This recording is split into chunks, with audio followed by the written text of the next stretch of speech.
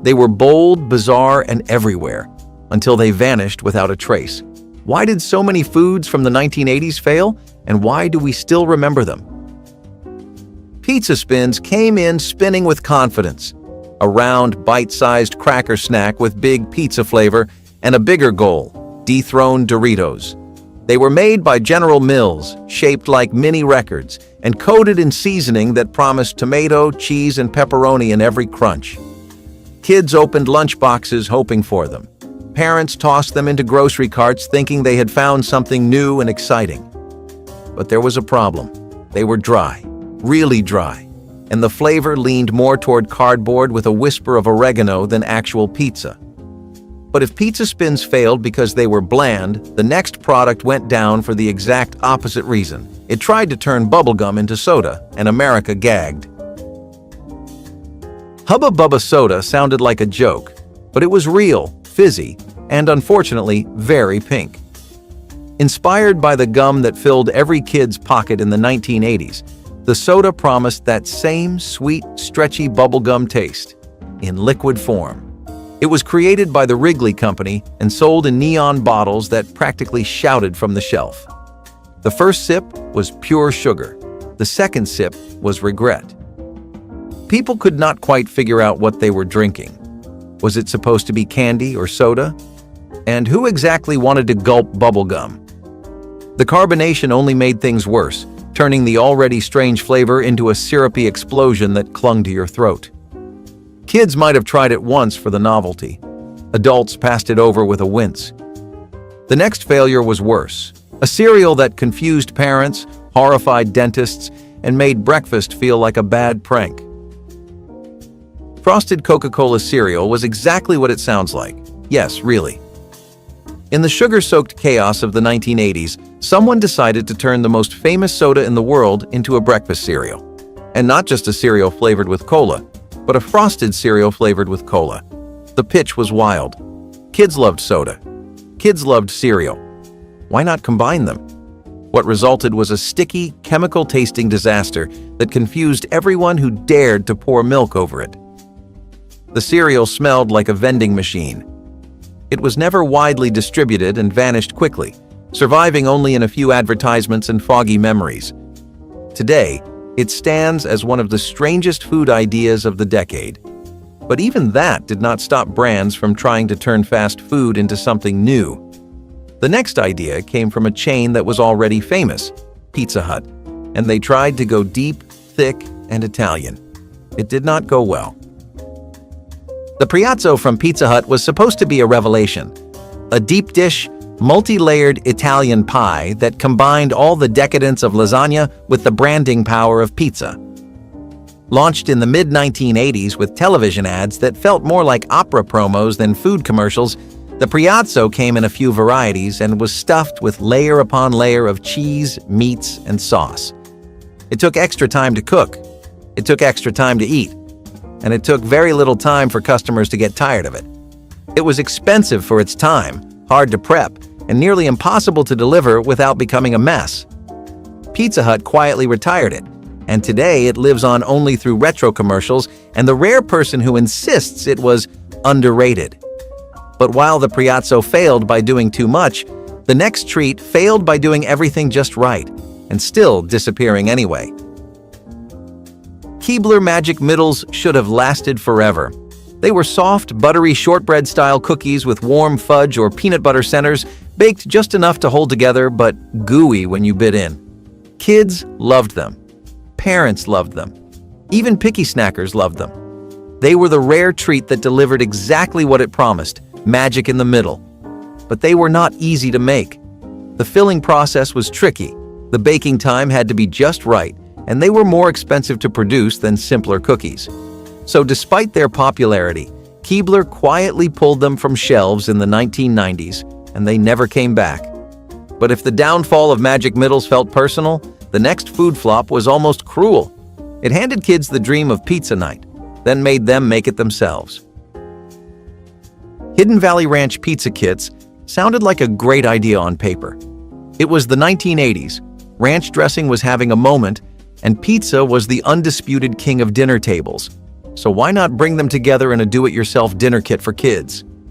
The box came with everything: dough mix, ranch-flavored sauce, and powdered cheese. All you had to do was follow the steps. But that was the problem. Kids were too young to manage it, and parents were too busy to help. The ranch sauce was tangy to the point of sour, the crust baked unevenly, and the result never looked like the picture. Today, it is mostly remembered by food historians and people who still cringe at the smell of ranch powder in a hot oven. But while this kit was a failure in kitchens, the next food flop was so public, so massive, it became a punchline, and briefly made an entire country agree on something. They hated the taste of the new Coke. New Coke was not a new flavor, it was a national crisis. In 1985, the Coca-Cola company decided to change its signature formula, replacing the classic soda with something sweeter, smoother, and supposedly more modern. It backfired instantly. Americans did not just dislike it, they rebelled against it. People wrote angry letters. Some hoarded old Coke in basements. Protests popped up in front of bottling plants. News anchors ran emotional segments about lost tradition. The backlash was so fierce that Coca-Cola was forced to bring back the original recipe just months later, rebranded as Coca-Cola Classic. Today, New Coke is remembered as the biggest beverage blunder of the 1980s, but at least it was trying something new. The next food disaster tried to repackage something old, chocolate pudding, and managed to turn it into a sticky, chewy nightmare. Pudding roll-ups were proof that not everything needs to be flattened, dried, and turned into a fruit snack. Created by Betty Crocker during the height of the fruit leather craze, these chocolate-flavored strips aimed to deliver the taste of pudding in a portable, no-mess format. What they delivered was confusion. The texture was somewhere between tire rubber and wax paper. The taste was faintly chocolate-like, but mostly bland and chemical. Kids who expected dessert got disappointment. The roll-ups stuck to your teeth, your fingers, and the plastic they came in. Parents who packed them once rarely did again. They were marketed with excitement. Commercials promised fun, convenience, and the rich taste of pudding. But no one was fooled for long. Sales dropped. The product vanished. And today it lives on as one of those food ideas that sounds like a dare in hindsight. Frito-Lay Tato Skins were supposed to feel like an upgrade, thicker, richer, and more satisfying than your average potato chip. Made with real potato skins, they promised something heartier, a kind of bar snack you could take home. The idea worked at first. The packaging was bold, the flavors were savory, and people were curious. But the taste was flat. They were oddly dry and had a strange aftertaste. Some flavors like bacon and cheddar overwhelmed the palate, while others like ranch barely registered. They crumbled in the bag. The texture felt stale even when they were fresh. And despite the name, they did not remind anyone of actual potato skins. Sales lagged, then plummeted. Frito-Lay pulled the product, and though other brands tried to revive the idea, none lasted. Today, Tato Skins are remembered mostly by people who bought them once and never again. Lifesavers. Holes were marketed as the answer to a question nobody asked. What if we sold the center of a lifesaver as its own candy? They came in tiny plastic flip-top containers and were basically just little spheres of compressed sugar. Same flavors, same colors, just no ring. But the novelty wore off fast. They were too small to enjoy one at a time and too hard to chew as a handful. Worst of all, they were a choking hazard. The irony? Lifesavers were originally designed with a hole to prevent choking. The Centers for Disease Control issued safety concerns, and stories spread about children struggling with the candy. The brand pulled them from shelves quietly, but the damage was done. What was meant to be clever and fun became a cautionary tale. Today, Lifesavers Holes are remembered not for flavor, but for failure, a rare misstep from an otherwise beloved candy.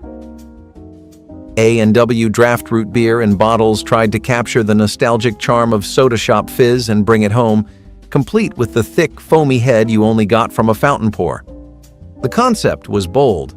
This was not just root beer, it was draft root beer, sealed in glass bottles and marketed as the real deal.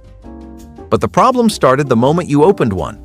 There was no fizz, no foam, just flat sweetness and disappointment. The signature frothy pour, the creamy bite, the thing that made draft root beer draft, was gone. Consumers felt duped. Without the head, it was just a smoother version of regular root beer, but in a bottle that promised more. Sales slowed, feedback soured, and the product quietly vanished. Today, even die-hard root beer fans barely remember it. The draft label stayed on some cans, but the bottled dream dissolved. Still, the idea was rooted in nostalgia.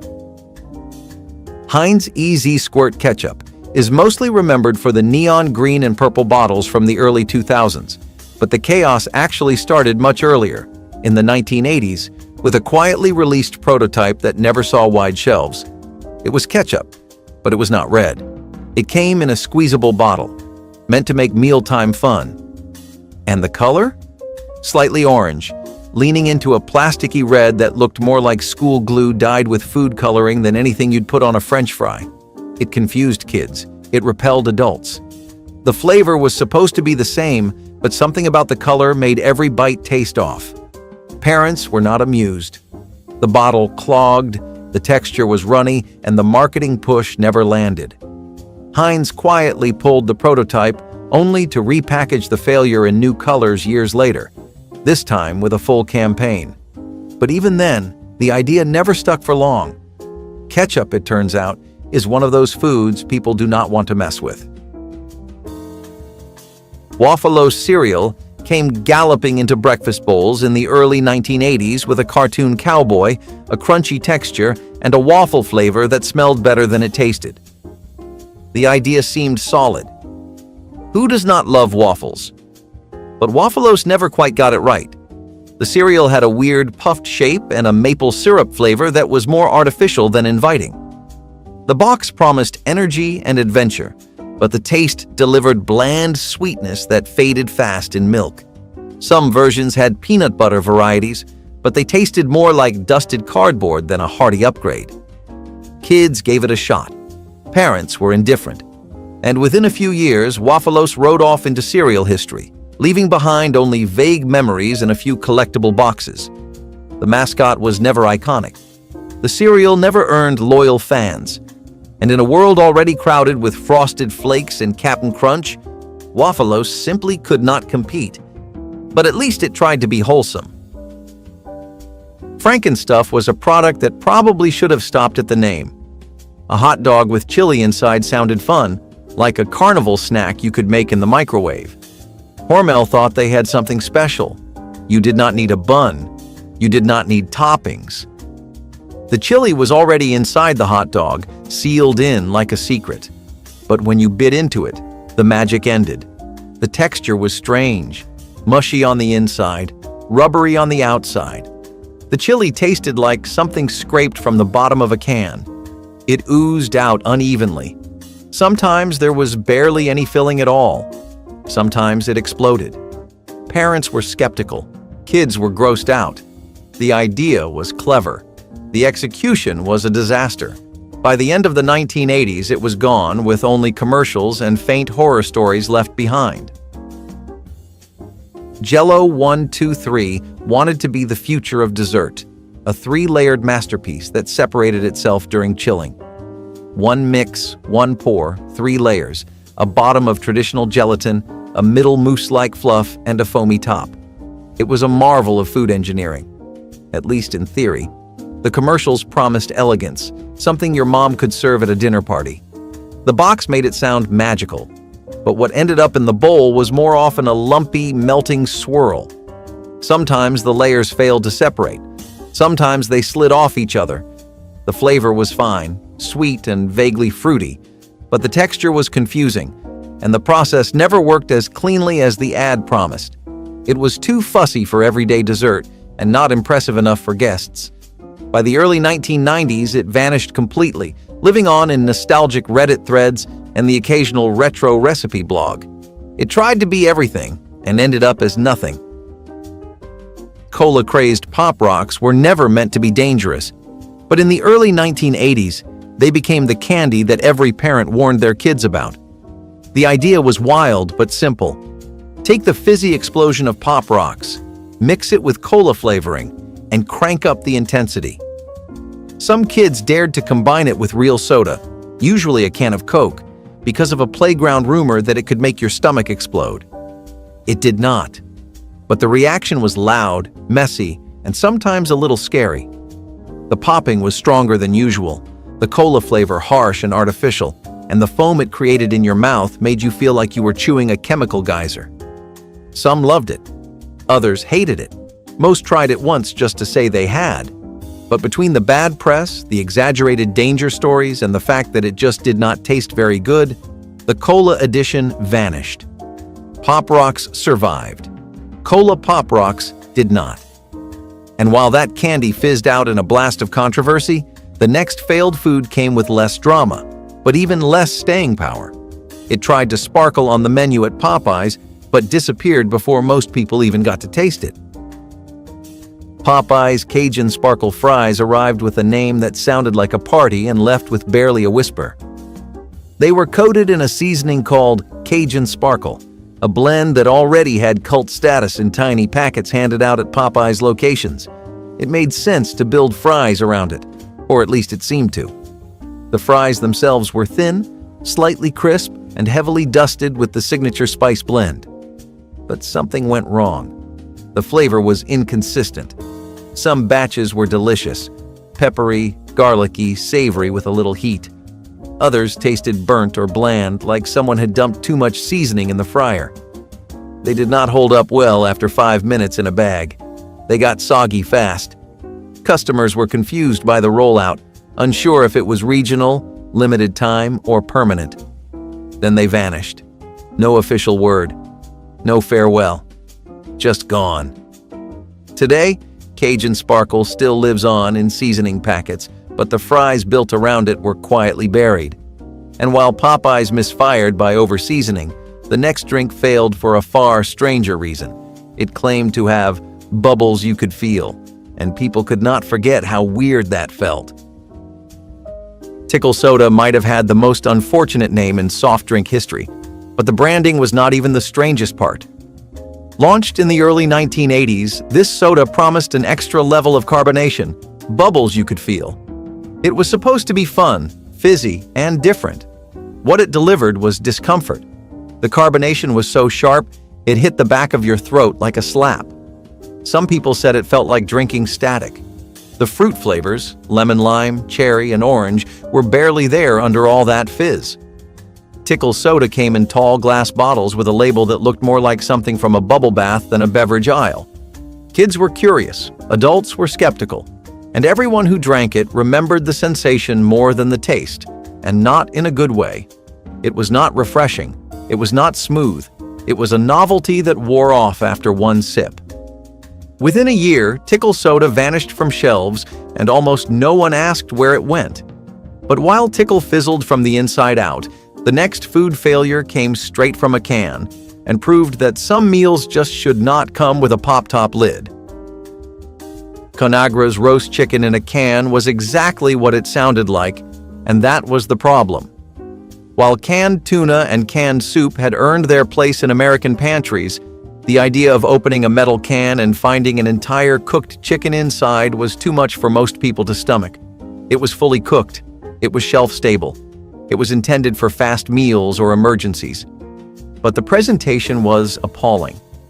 The chicken slid out of the can in a gelatinous mass, covered in congealed broth, and the unmistakable smell of something that should have been warm but was very, very cold. The skin was pale. The texture was spongy. You could heat it in the oven, but it never looked quite right. Consumers were horrified. Reviewers mocked it. Even those who tried it for curiosity's sake rarely went back for a second can. While it may have served a niche audience, it never found a mainstream market. Today, it exists only in food challenge videos and prepper forums. But while canned chicken failed for being too strange, the next flop failed for being too safe. A caffeine-free cola that nobody asked for and nobody missed when it disappeared. RC100 was Royal Crown's attempt to compete in a very specific niche, caffeine-free colas. Introduced in the 1980s, it aimed to give soda drinkers a lighter option without losing the cola taste. But there was just one problem. It tasted like a watered-down afterthought. The branding was clean but forgettable. The flavor was flat, lacking both the bite of regular RC Cola and the familiarity of Coke or Pepsi. It had none of the buzz, none of the body, and worst of all, none of the appeal.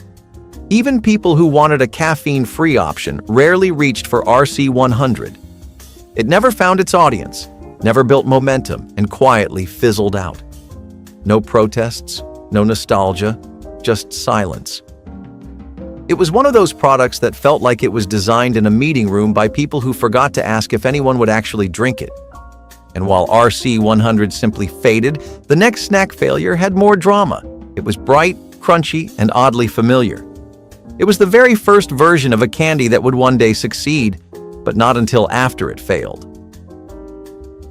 Crispy M&Ms are remembered fondly today, but few people know that the original version quietly failed long before they became a success. In the early 1980s, Mars tested a prototype similar in concept, crispy rice inside a candy shell, but it just did not land. The texture was wrong. The chocolate tasted muted. The crisp was more stale than snappy. They never got a nationwide release, but they reached enough store shelves and vending machines to be remembered by those who gave them a shot. The branding was unclear. They looked too much like the regular kind, but tasted like an experiment. Kids were confused. Adults were unimpressed. And just like that, they were gone. Mars would not revisit the idea until the late 1990s, when they finally nailed the crunch-to-chocolate ratio and turned crispy M&Ms into a hit. But the original version, it came and went without a fight. A sweet idea that was not quite ready. And if that failure was quiet, the next one was even more overlooked. A flavor test that could have changed Doritos forever if it had not been so forgettable.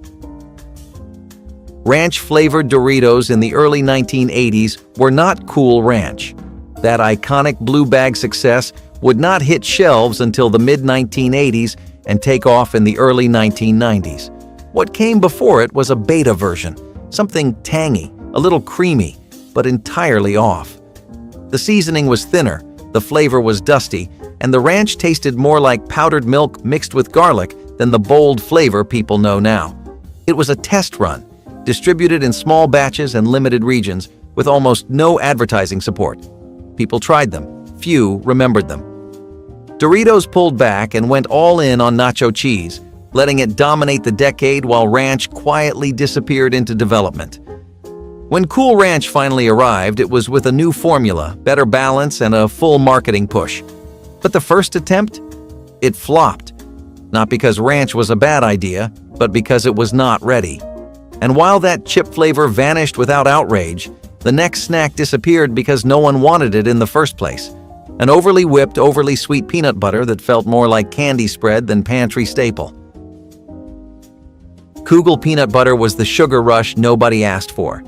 Introduced by Kraft in the late 1970s and drifting into the early 1980s, it came in flavors like banana, chocolate, vanilla, and cinnamon, all whipped into a creamy, airy spread meant for toast or sandwiches.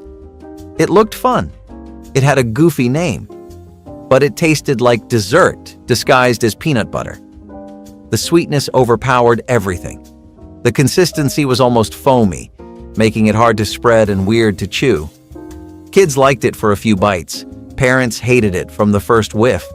It felt like a gimmick, something built more for the commercial than the kitchen. It never found a real audience. Traditional peanut butter fans wanted their protein and salt. Dessert lovers wanted their chocolate spread. Koogle sat awkwardly in between, too sweet for lunch and too strange for dessert. It was quietly pulled, remembered mostly by its odd name and the fact that for a moment it thought it could replace peanut butter. But if Koogle was a misfire in a jar, the next flop was even worse. It had Star Wars on the label, but the taste of disappointment in every bite. Pepperidge Farm. Star Wars cookies should have been a guaranteed win.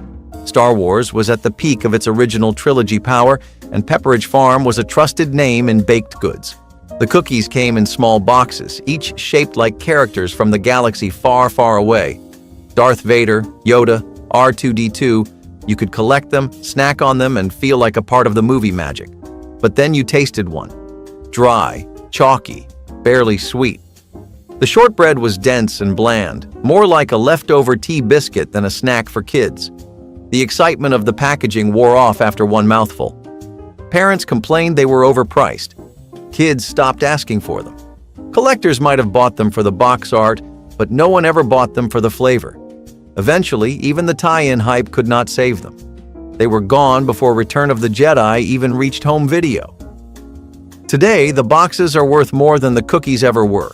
And while those cookies failed under the weight of a giant brand, the next flop came from Deep Space 2, just with less fanfare and a cereal mascot who sold you more sugar than stars. Quisp chocolate flavor was a darker twist on an already quirky cereal. The original Quisp had its fans, crunchy, corn-based, shaped like flying saucers and sold by a grinning alien in commercials that felt like Saturday morning cartoons. But in the 1980s, Quaker tried to give it a cocoa makeover. It bombed. The chocolate coating was thin and strange, not rich enough to satisfy chocolate lovers and not sweet enough to hook kids. It turned milk a grayish-brown color that looked unappetizing and tasted worse. The texture changed too, softer, almost soggy out of the box. Fans of the original were confused. New customers were uninterested. It had none of the brightness, charm, or crunch of its predecessor. Even the alien mascot seemed less enthusiastic on the box. Within a year or two, the chocolate version vanished, while the original kept sputtering on in limited releases. Today, few people remember the Cocoa clone, just another example of taking a good thing, tweaking it wrong, and watching it fall.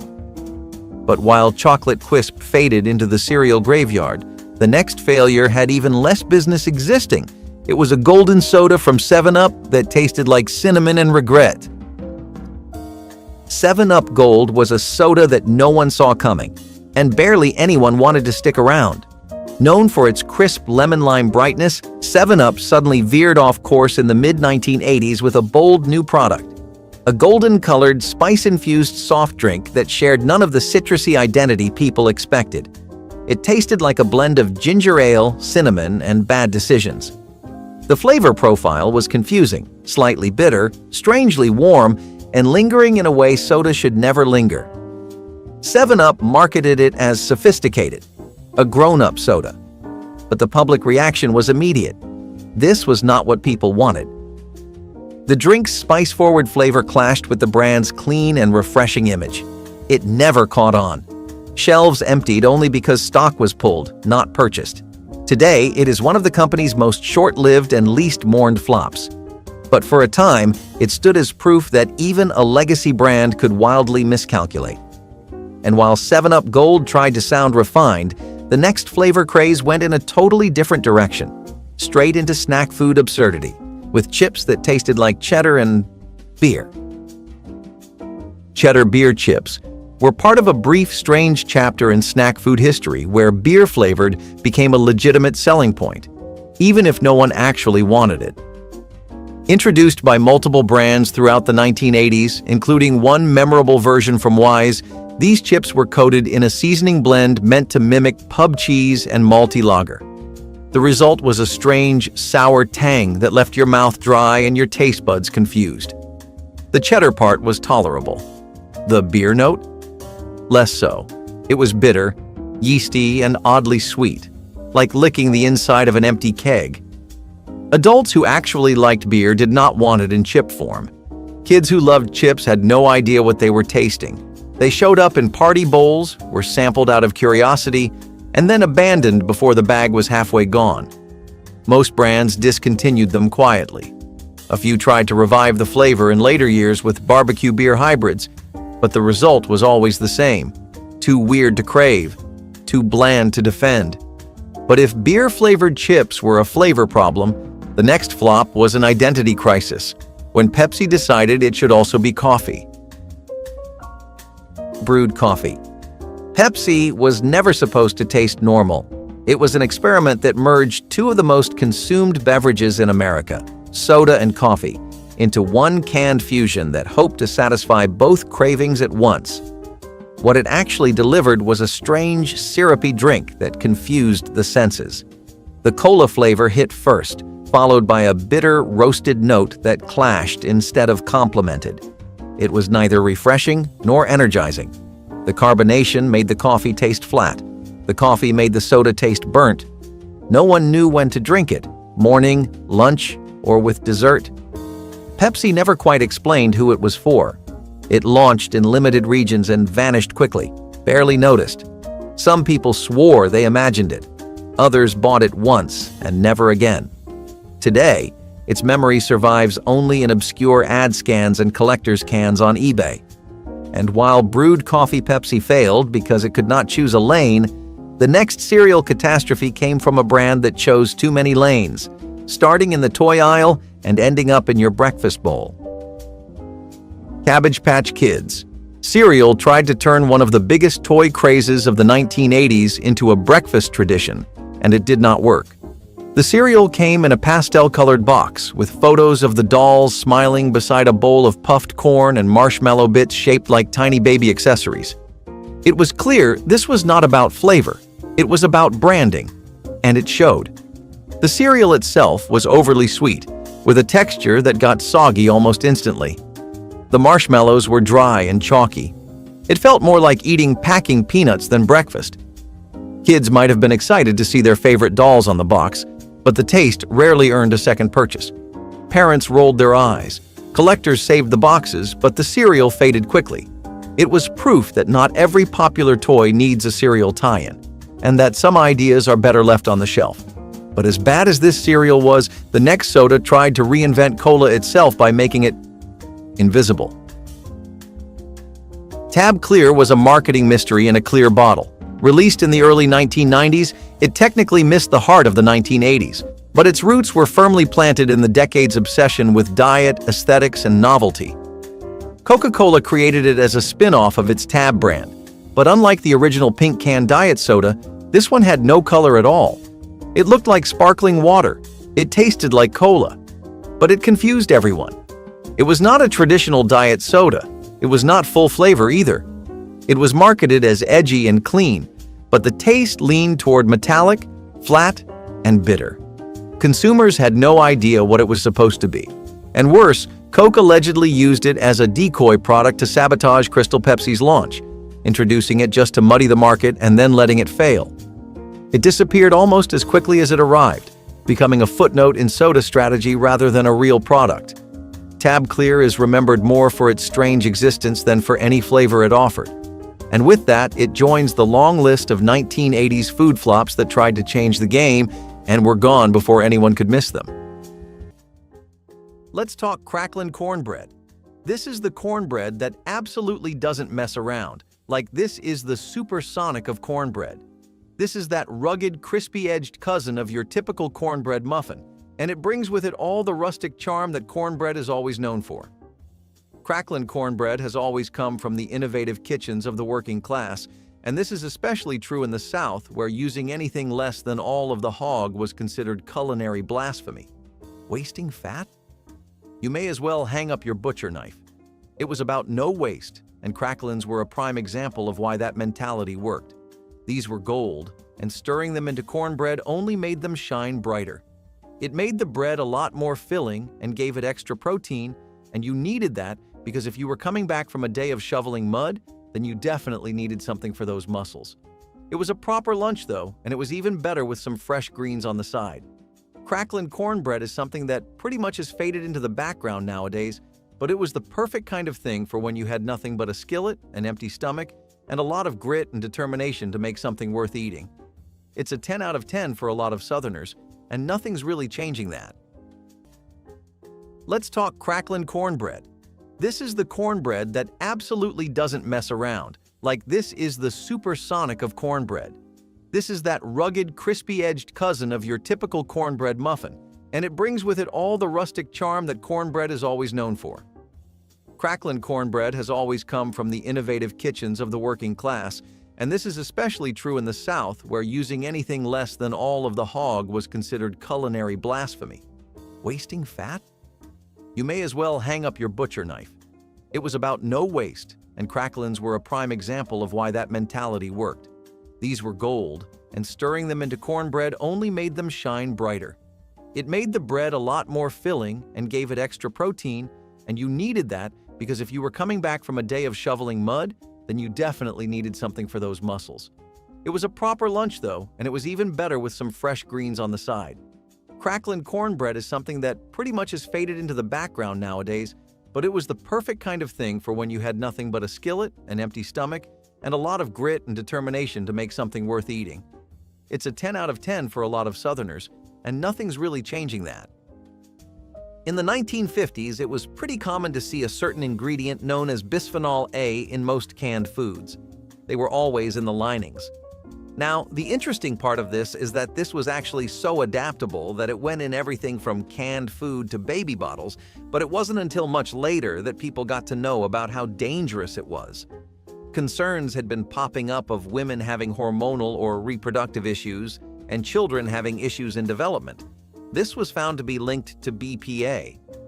Apparently, the thing is an endocrine disruptor, which means it can trick your body into thinking it's producing more estrogen than it is. Still, throughout the 50s, companies were trying to make this the industry standard. After a while, they pretty much succeeded at doing it too. It got approved by the FDA and everything, but hey, we all have hiccups. Any Campbell's or Heinz products would usually have it, and lots of canned fruits also were built with it. Pretty weird how easy it is for this stuff to get around, huh? The microwave revolutionized kitchens in the 1980s, turning stovetop staples into push-button meals almost overnight. Among its most infamous success stories, microwaved bacon strips. Promising crispy results in minutes without the splatter or cleanup, this method quickly became a breakfast-time favorite. Pre-packaged in plastic trays or paper-lined pouches, these bacon slices were often partially cooked at the factory and simply zapped at home to finish. They were sold under names like Ready Bacon and became a fixture in office break rooms, dorms, and hurried households alike. Microwaved bacon wasn't just a novelty, it met a real need. With more women entering the workforce and less time for morning routines, convenience became king. Plus, bacon's long shelf life in its pre-cooked form meant fewer worries about spoilage. It wasn't gourmet, but it was fast, salty, and satisfying. But with that speed came issues. The process often involved additives like sodium nitrite and preservatives to stabilize the meat, along with packaging materials that later raised concerns when heated. By the late 90s, studies began linking microwave-safe plastics to potential hormone disruption and carcinogen release. Tallow fried potatoes are the OG French fries. They're insanely flavorful. They have that beautiful golden sheen to them, and they're about as crispy as you would want the perfect batch of French fries to be. A lot of that color, vividness, and flavor comes from the fact that they're fried in rendered beef fat instead of vegetable oil. Now, back in the day, and I mean way before the 80s, fast food joints like McDonald's were actually using beef tallow in their fries as well. That was a big part of what gave them that original iconic flavor. Tallow helps potatoes achieve a savory flavor that they would never be able to get to on their own. Plus, this just isn't there today with the modern oils we have. The best part really was the exterior, because a simple first bite was about as close to nirvana as you could get. If you were eating these when you were borderline starving, then you were pretty much about to have the best food experience of your life. Tallow was the go-to frying fat for a lot of American diners and fast food kitchens, and it's just not hard to see why. By the time the 1980s rolled around, gelatin molds were already deeply rooted in American culinary tradition, and few dishes demonstrated this quite like the aspic glazed ham loaf. Yes, a meatloaf, made from finely ground ham and pork, glistening under a layer of savory gelatin. While it might look like a science experiment to modern eyes, it was once considered the height of retro elegance at potlucks and holiday tables. The aspic wasn't just for show. It acted as a preservative, locking in moisture and extending shelf life, especially before refrigeration became fully reliable in all households. The dish's origins date back to pre-war frugality, when families used every scrap of meat they could, binding it together with eggs, breadcrumbs, and spices. In the 80s, it was typically baked, chilled, then glazed with aspic made from consommé or broth thickened with unflavored gelatin. It was sliced cold and served with pickles or mustard, though let's be honest, no condiment ever fully masked that peculiar texture. The fall of the ham loaf came with changing food safety guidelines and mounting skepticism over processed meats. The 1950s didn't just see the rise of raw milk, they were also a hotspot for trans fat-based cooking. It became something of a staple in processed foods for a few reasons. They had first been introduced through partially hydrogenated vegetable oils, which was this pretty new patented process that emerged in the 20th century. Basically, the idea was to turn oils from vegetables into these semi-solid fats that you could cook. If this science-y mambo-jumbo is going over your head, and trust me, it went over mine, you might better know this process as the wonderful works of Crisco. It's actually a cornerstone of their entire process. The concept itself has its roots in World War II-era rationing, and when lard and butter were completely out of supply, hydrogenated oils were a pretty neat alternative. Over time, companies realized they're also significantly cheaper and easier to work with too. From there on, making the switch was pretty much a sealed deal. They even put in the work marketing it as a healthier alternative to cook with, especially since cholesterol studies were making everyone rethink their relationship with McDonald's. Trans fats aren't actually any healthier than natural fats, but they are definitely a lot easier to mass produce, so there you go. You ever have leftovers but you don't want to make what you had last night? If your leftovers happen to be potatoes, mashed or otherwise, then potato cakes are your hero for today's Saturday dinner. Potato cakes are the ultimate leftover glow-up, and they're a fine example of how putting a little bit of faith, time, and creativity into what you think is nothing that's special can actually result in a killer dish. Potato cakes are made from mashed potatoes that have been mixed with a generous bit of flour, egg, and then shaped into patties until they're golden brown.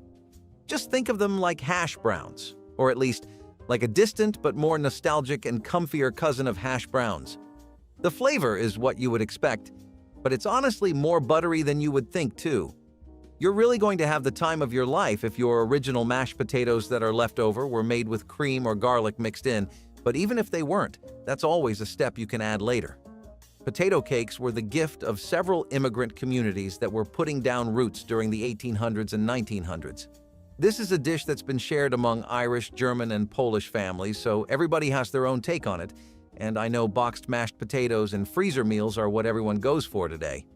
But this still beats all of that. Citrus was big in the 1980s, but few expected it to come from a powdered drink mix. Tang-soaked fruit salad was a Technicolor invention that reflected the era's fascination with convenience and flavor intensity. Often served at church picnics, baby showers, or Tupperware parties, this sweet concoction featured canned fruit cocktail, maraschino cherries, mini marshmallows, and a generous pour of reconstituted Tang. The whole mixture was chilled and served in plastic bowls, often accompanied by a "this one's got a kick" wink if someone had slipped in a splash of liqueur. Tang itself had skyrocketed in popularity during the space race, promoted heavily after NASA used it on Gemini missions. By the 1980s, it wasn't just a breakfast drink. It was a shortcut to turning anything into a citrus explosion. In fruit salad, it doubled as both sweetener and flavor enhancer, masking the metallic tang of canned produce and giving the dish a vivid orange hue that matched the shag carpeting. The downfall came with growing concerns about artificial dyes, high sugar content, and synthetic additives like BHT. You know what the 1950s were also about? Food experimenting, and I mean in more ways than one. If you thought putting turtles in your soup was pushing the boundaries, then wait till you hear about putting shark fin in it instead.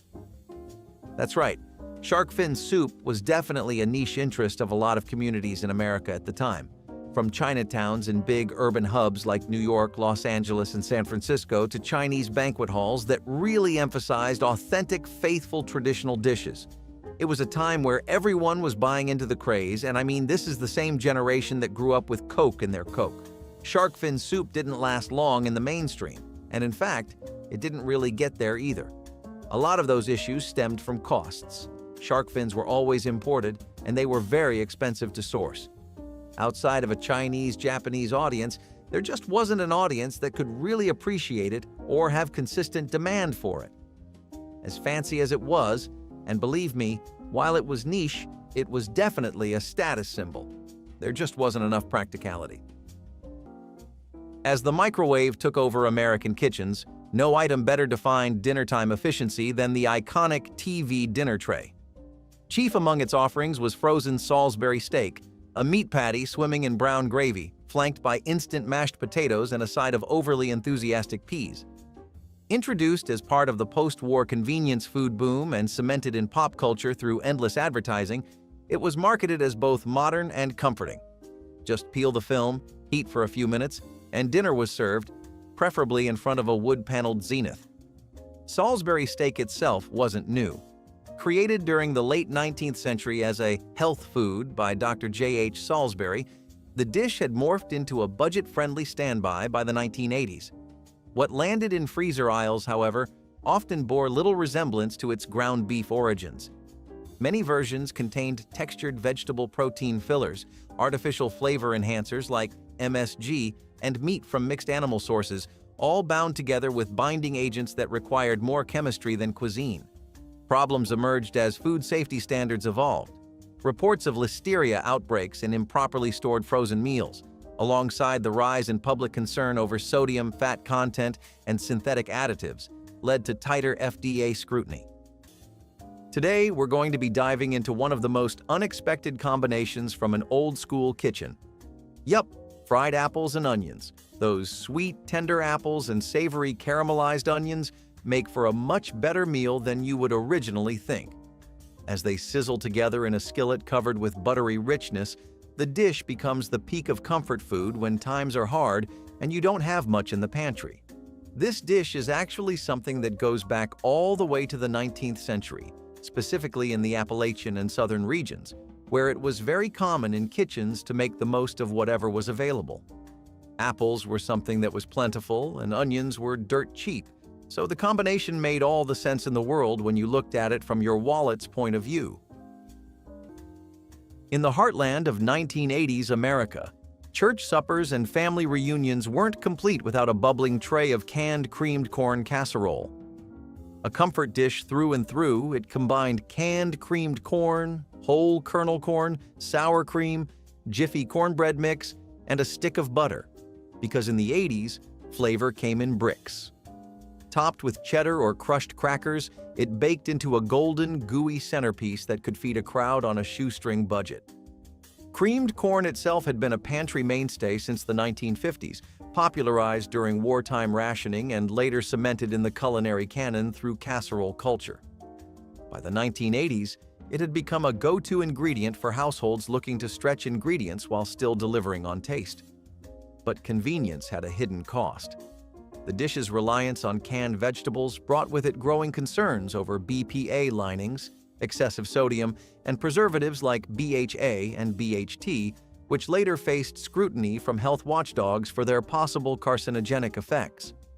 As food safety regulations tightened and consumer habits shifted toward fresh and organic, this casserole became less common at the table and more of a nostalgic footnote. Now, sassafras tea was a beverage that most people had considered a very old tradition. Despite that, you may have never heard of it. This was something you would most commonly see in the Appalachian regions and the rural South. Native Americans were the first ones to ever introduce the settlers to the plant, and it was a very popular folk medicine. A lot of Native Americans put a lot of stock in its fever-managing, blood-purifying qualities. Back then, fevers were just about as common as zits, so having handy little herbal remedies was a godsend. It was really cheap, it was always available, even in grocery stores and medicine shops, and it was very easy to make. You could get dried sassafras root and that was it. You might be surprised that people often had it with root beer though. A pint of Hires or A&W along with your tried and tested root remedy was actually a pretty common pairing for people. Plus, traditional root beer recipes were made with sassafras, so that's also why it went together really well. It wasn't until studies found out that sassafras contained safrole in it, which is pretty harmful to your liver. Milk toast is also pretty much exactly what you think it is. Back in the old days, it was so much more common for people to take an intentionally frugal approach to how they spent their food, and especially the kind of hacks, snacks, and dishes they would come up with. All of these ideas were centered around being able to make the most using the least amount of time, energy, and ingredients possible. Milk toast is one of the best examples of that, because imagine if you tried to make the most out of some milk or some bread before it was about to hit those pearly gates and become fully expired. Yeah? You can't really figure out what to do, because while you'd normally just eat them on their own separately, this time that doesn't work. You just go ahead and get milk toast ready.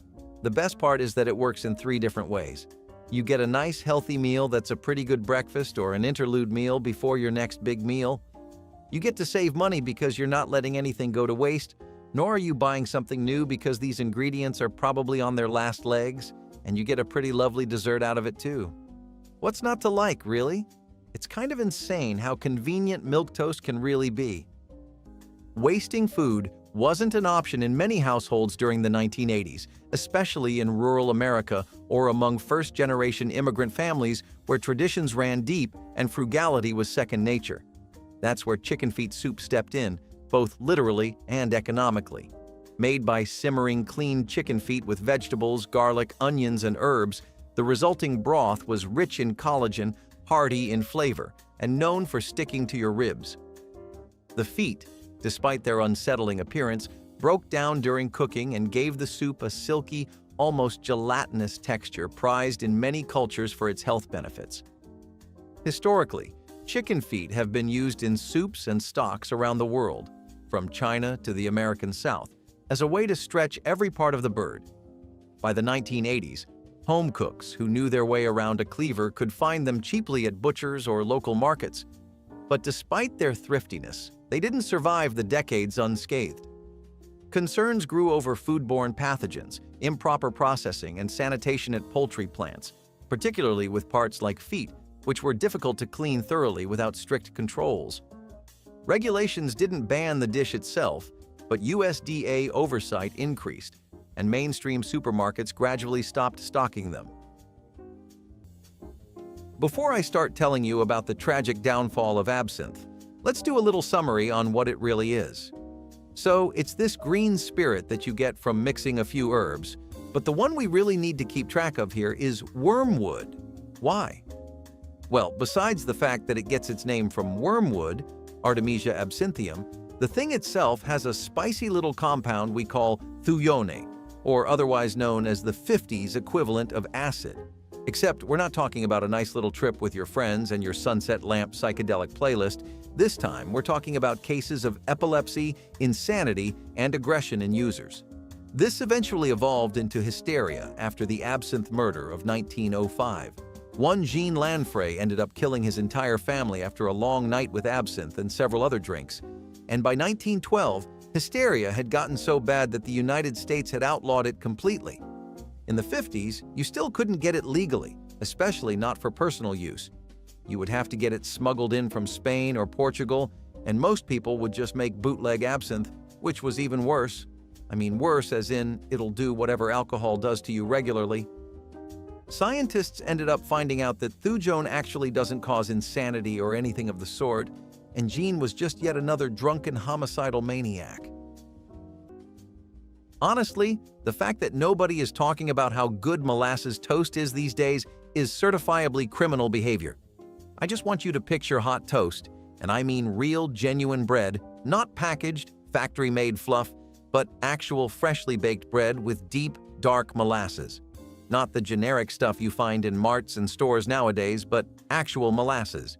Blackstrap, bitter, smoky, sweet, and punchy. This is something brown sugar wishes it could be. Molasses toast is something that was definitely the moment back when it was popular, and those were times when you would consider sugar a luxury. Most folks tried to get it on everything they possibly could, whether that was biscuits, cornbread, hot milk, pies, or toast. The first person to put that stuff on toast hit a gold mine, and everybody copied the blueprint afterwards. The toast was absolutely the move, and butter melting with the molasses created this perfect harmony of sweetness. The bread was the perfect stage for that, and if you had it today, you'd feel like you're going back through time to a farmhouse kitchen in the 40s. You can eat this toast as it is or mix it up with some honey and nuts if you really feel like bringing out your inner chef. Some people also double down on the sugar rush by adding cinnamon and vanilla extract. Few dishes in the 1980s combined old-world preservation with modern appetizer culture, quite like salt-cured mackerel pâté, typically made by soaking salt-cured mackerel to reduce its intense brininess, then blending it with cream cheese, lemon juice, onions, and herbs. The result was a spreadable, smoky, salty paste served with rye crackers or cocktail bread. It was a hit at holiday parties, wine and cheese nights, and potlucks where adventurous palates still respected wartime wisdom. Salt-curing fish had been a preservation method for centuries, especially in Scandinavian and Eastern European households where refrigeration was once unreliable or unavailable. Mackerel, oily and rich in omega-3s, was easy to preserve and pack with flavor. In post-war America, imported salt-cured mackerel became more available in specialty markets and was even promoted in food magazines as an exotic, sophisticated ingredient, though the smell often told a different story. As health awareness evolved, the dish's reputation began to shift. The high sodium levels required for curing were flagged as potential risks for hypertension. Boiled barley porridge is one of those breakfasts that just feels like a pat on the back from a mentor, a hug from your best friend, or a call from your grandparents asking you to come over and try some of that breakfast you always love. It's also something that's built to last you at least until the middle of the day. You make boiled barley porridge by simmering hulled or pearl barley into water and milk, and then you get a soft, creamy texture that almost melts in your mouth. Flavor-wise, though, it's pretty nutty and kind of similar to oatmeal. You get a chewer bite and a bit more earthiness out of this, but it soaks up almost any kind of syrup or liquid you throw at it, as well as spices. That's a big part of why this dish is as flavorful as it is. We're talking about some serious ancient history when we discuss its origins, though, like this is the kind of thing that goes way further back, to the times of the Romans and medieval peasants. In the United States, it's something that was popular first in rural areas and immigrant homes, but each country has its own history with barley. Starting off with number 3, we have real haggis. If you don't know what this is, I regret to inform you, but it's literally every major organ of a sheep, from the lungs to the heart and liver. On top of that, it had suet, onion, salt, pepper, spices, oatmeal, and it was encased in the clean stomach of a sheep. Yeah, just sit with that one for a moment. So, a bit of good news. Even in the 50s, this was illegal. The United States Food Authority had banned the sale of lungs from any kind of livestock, and sheep were one of the strictest no-goes. This was even as early as the 30s and 40s. While there are technical reasons for it, I don't think you need anyone to explain to you why it's a bad idea to eat any of that. There were other versions of haggis made, just without the lungs. At some point, people kind of abandoned the medium of sheep as a whole. They switched to beef sweet, commercially available beef liver and hearts, and other organ meats, usually from pork. It was a Scottish curiosity to many, but it's one I wouldn't mind leaving unsatisfied. Stale bread pancakes, and you might be surprised how people made pancakes out of bread, but it's an interesting little process that'll show you just how resourceful we really could be. They're also surprisingly tasty, and the idea here is to soak slices or cube-sized chunks of stale bread in milk, and when even that's not available, water, then mash it up with eggs. You need a little bit of flour for this to work, and whatever extra flair you want to add to it is your own preference.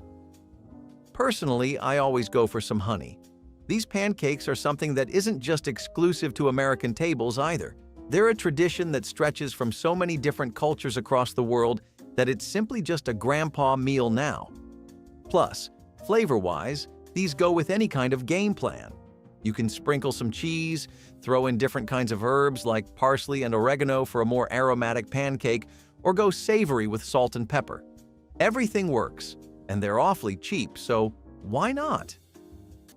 Cold cuts and yellow onions might not sound revolutionary, but in the 1980s, the liverwurst and onion sandwich was practically a working-class delicacy, especially in the Midwest and parts of the Northeast. Liverwurst, a soft, spreadable sausage made primarily from pork liver, was often slathered onto rye bread and topped with thick slices of raw onion. The flavor was bold, the smell unmistakable, and the nutrition? Well, let's just say it packed a wallop of iron and vitamin A, which made it especially popular among older generations who still remembered food shortages and wartime rationing. Originally rooted in German and Eastern European immigrant traditions, liverwurst came into American kitchens through butcher shops and delicatessens. During the post-war era and into the 80s, it remained a staple in lunchboxes and diners, a budget-friendly bite that didn't require refrigeration for long stretches, a win for convenience. However, by the late 1990s, increasing awareness about processed meats, high sodium content, and organ-based products led to a sharp decline in its popularity. Today, concerns over nitrate preservatives, saturated fats, and even potential links to cancer have led to liverwurst being quietly retired from many supermarket shelves. Tell us which forgotten flop you actually miss or still regret trying. Then like, subscribe, and help us uncover more bites from the past.